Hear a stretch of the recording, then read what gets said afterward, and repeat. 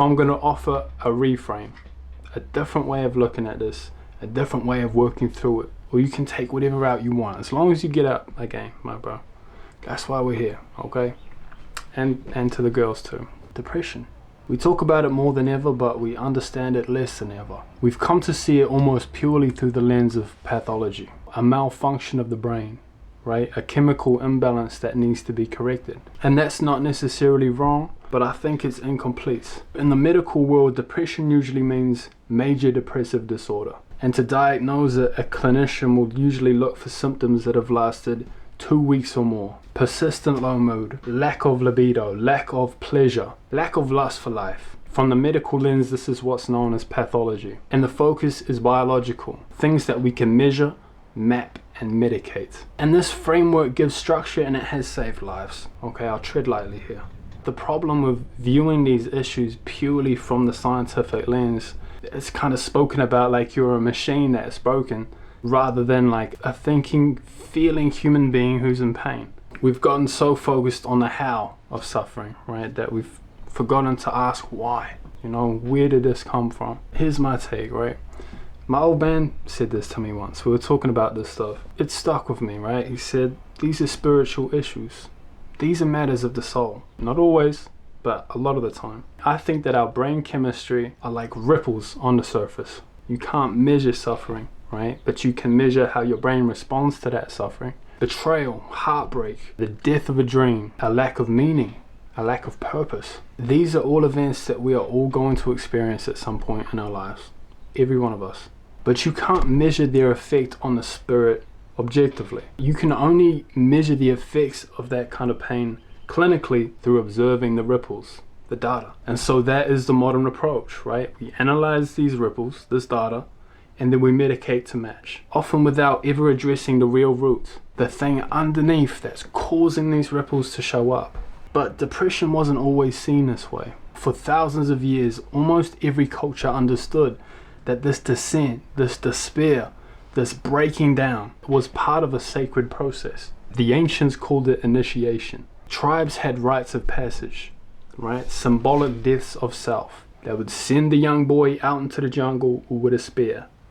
And if he dies, he dies. They would enter into the underworld. They would undergo some kind of ordeal, and then they would return transformed. And this is the archetypal hero's journey, right? Think of any hero you know. Descents like that weren't seen as disorders. They weren't seen as illness per se. They were seen as spiritual restructurings. To be human is to die many deaths, to shed many layers, to drop old identities, to let go of versions of yourself that you've become attached to, and then be born anew, right, eventually.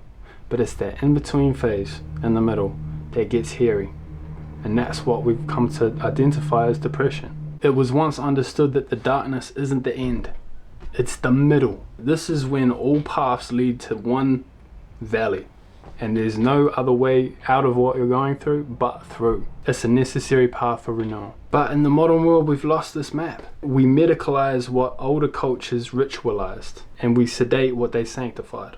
What do breakups, near-death experiences, losing a fight, a strong psychedelic experience, losing your job, losing someone who means the world to you, through death or otherwise, what do they all have in common? They're all forms of death, not of the body, but of the ego. Moments where life rips you out of what's false and thrusts you into the underworld. And this is the same symbolic descent that every hero, every great thinker, every mystic has entered into. The Alchemists used to call this nigredo, which means the blackening.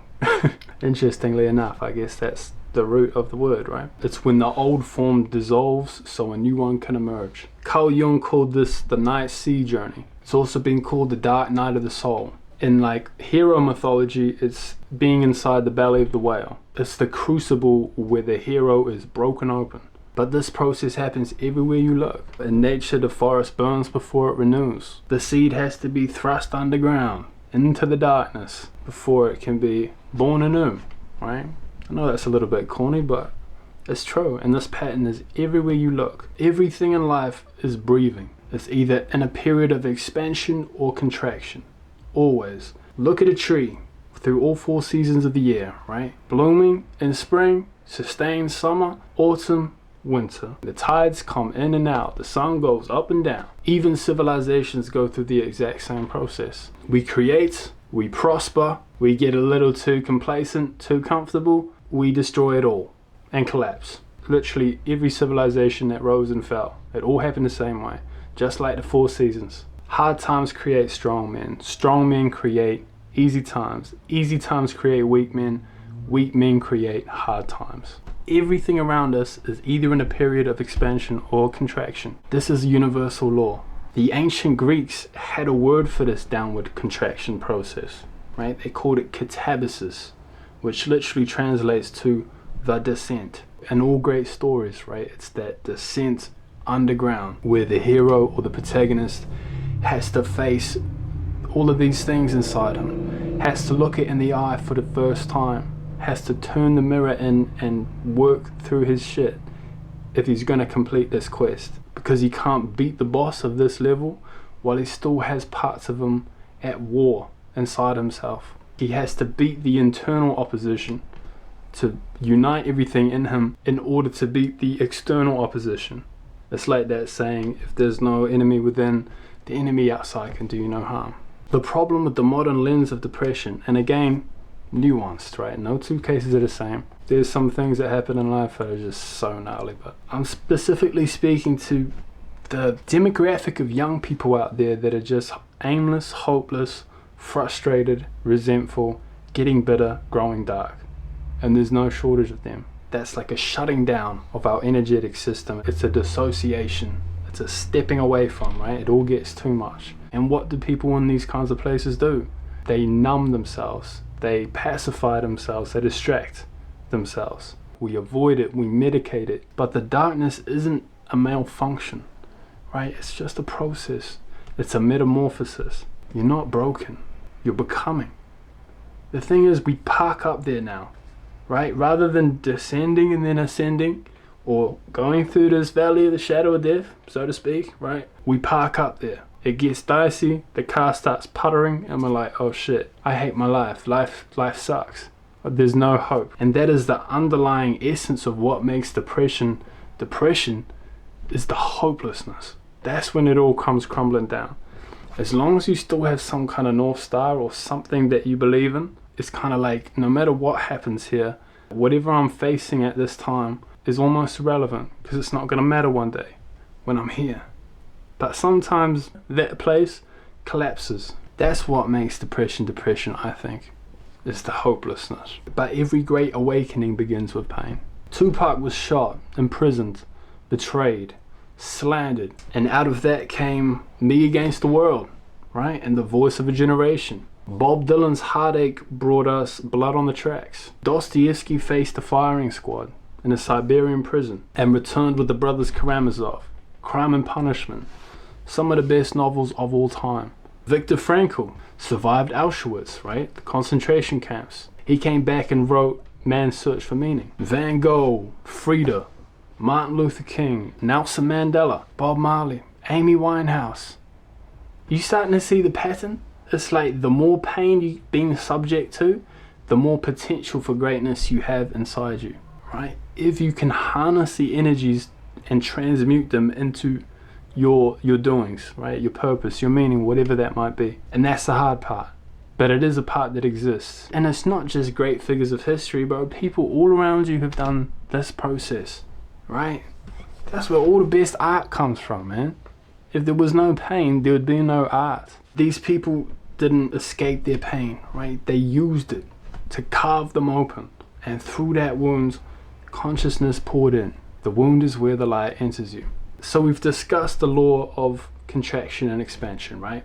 Everything's either in one of those 2 states, growing or dying, going up or going down. There's no plateaus, there's no stagnancy. If expansion periods are all about growth, activity, engagement, output, produce, right? Then what purpose does a contraction period serve? If expansion periods are outwardly directed energy, contraction phases are about inwardly directed energy. The biggest gift of these seasons is in self-reflection, introspection. Think about it, when everything's going great, it doesn't even cross your mind, doesn't even enter your awareness. But it's only when shit hits the fan that we really analyze what's going on inside of us.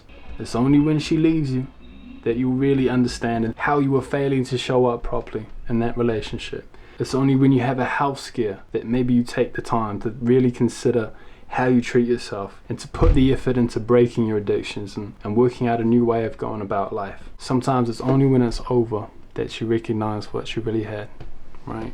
Like that song. Don't it always seem to go that you don't know what you got till it's gone.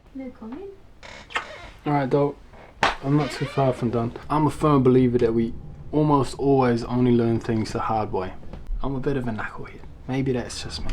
Probably more common with men in general than women. Men, we like to let it get real hairy first before we take to it with the clippers, you know. The alarm bells are probably ringing for ages, right? But eventually it snaps. And when you experience forms of death in that way, to that magnitude, you feel that level of pain, sometimes that's what it takes. The pain finally becomes sufficient enough for you to turn your energy and your attention to the issue, which you've kind of known about for a long time. This is when you really break everything down. And this is when you start asking the big questions. And when you ask big questions, you get big answers. As Jung said, there's no coming to consciousness without pain. When you're in a period of contraction, when it feels like the doors are closing, when energy's fading, when nothing seems to grow, it's easy to think that you're regressing. But contraction isn't collapse. If you play your cards right, if you analyze the data before you, not over-analyzing. If you do that and then make the necessary changes, then it's just preparation. When your world shrinks, when your ego folds in on itself, the self begins to reorganize under the surface. Don't mistake that stillness for death, right? Contraction is just the pause between heartbeats, which makes up half a heartbeat. The universe ain't against you. It's just taking a breather. The ancients called this the law of correspondence, right? As above, so below. There's also the law of polarity. Every high has its low, every death has its birth. Then there's the law of compensation. What is being paid in darkness will be repaid in light. The rhythm is universal, man. I just want to draw your attention to that, because I know that when you're in these kinds of places, it's very easy to feel like the whole world's against you and like no one's been through this before. Yours are uniquely yours, but the feelings, we've all felt that. I've felt that. It's my personal belief that the depths that you descend to are in direct proportion to the heights that you can possibly reach. That's why so many great people endured so much suffering. In fact, that's precisely what makes them great. No tree can grow to heaven unless its roots grow down to hell. The rhythm of the universe ain't against you. Every winter carries the cold of spring. The question isn't how can I avoid the dark? It's how can I move through it consciously? Because when you face it, when you really face it, you don't just survive, you transform. Best of luck, my friend, on your travels. I'll close with this, actually. I keep a journal, right? I have for like 7 years. Sometimes I look back and I read stuff that I've written and it's like, whoa, I was down bad. This is deep, dark, gnarly. I don't even remember that shit. I don't remember it. It all comes out in the wash, bro. Almost everything comes out in the wash. Besides death, all failure is mental.